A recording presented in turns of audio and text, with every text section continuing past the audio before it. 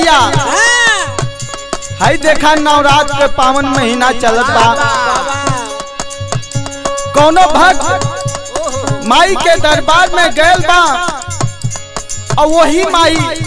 जगत जननी जगदम्बा से भक्त अपन अरदास लगौले बा। कहत बा निकला के माई लाल की चुनरिया तो है निकला के माई लाल की चुनरिया तो है निकला के माई लाल की चुनरिया तो है दर्शन के तोहरे तरफ से आजा नजरिया हमर दर्शन के तोहरे तरफ से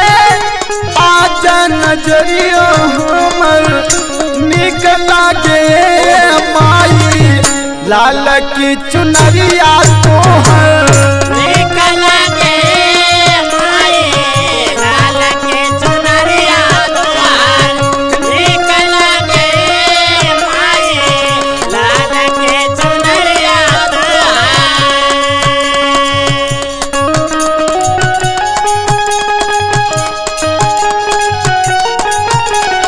जय हो जय हो।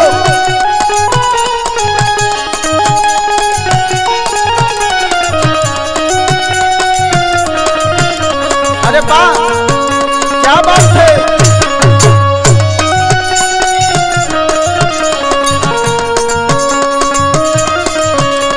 निकला के माई लाल की चुनरिया तो है निकला के माई लाल की चुनरिया तो है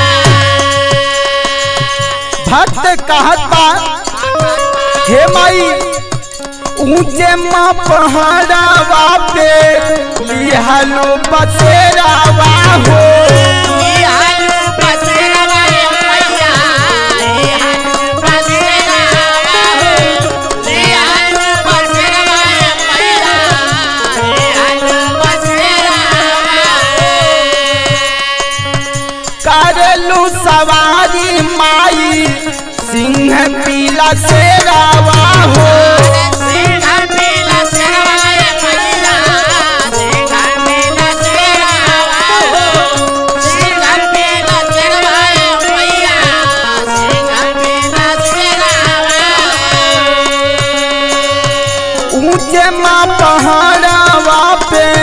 लिहलो बसेरावा हो करलू सवारी माई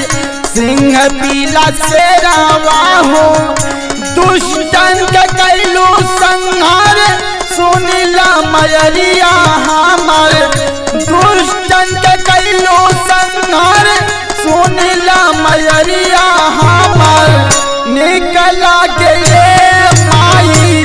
लाल की चुनरिया तोहर निकला के माई लाल की चुनरिया तो है निकला के मैया लाल की चुनरिया तो है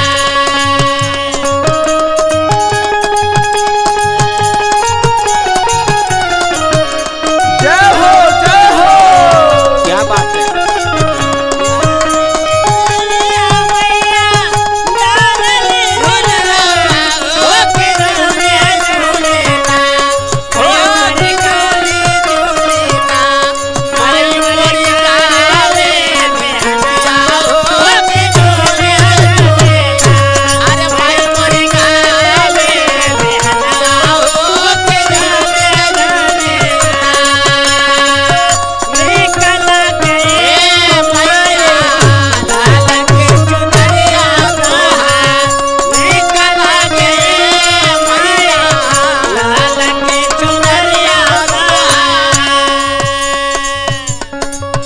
माई से भक्त फिर कहत बा हाथवा में सोहे माई चक्र त्रिशूलवा हो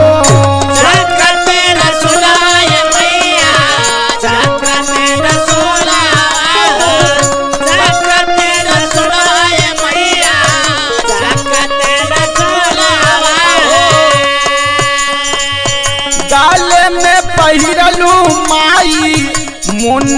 के मालावा हो घर में पहिरो ये मैया मुंडन कमाला हो मुंडन कमलवा ये मैया मुंडन कमाला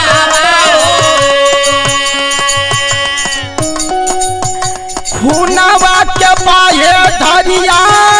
डर मन मयरिया हमर खूनवा के बाहे धरिया डर मन मयरिया हमर निकल गए माई लाल की चुनरिया तोहर निकल के माई लाल के चुनरिया तोहार निकल के माई लाल के चुनरिया तोहार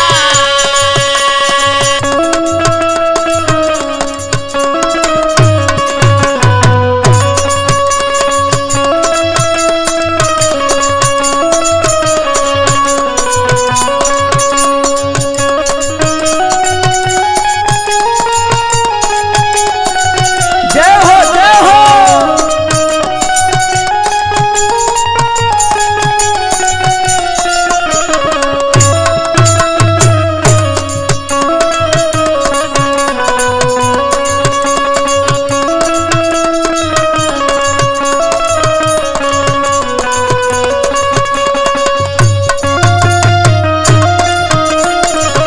लाल के चुनरिया तोहार निकल के मैया लाल के चुनरिया तोहार ए भैया हई आखिरी भाव हो भक्त कहत बा का कहत बा भैया नवरात्र में अर्पित कैली नारियल चुनरिया माई नारियल चुनरिया मैया नारियल चुनरिया माई नारियल चुनरिया माई नारियल चुनरिया माई कुसुम बहिनिया पे फेरी दा नजरिया माई तेरी दा नजरिया माई तेरी दा नजरिया माई तेरी दा नजरिया माई तेरी दा नजरिया माई चूमे चरनिया इंद्र से बिनती बा मयरिया हमर चूमे चरनिया इंद्र से बिनती बा मयरिया हमर निकला गए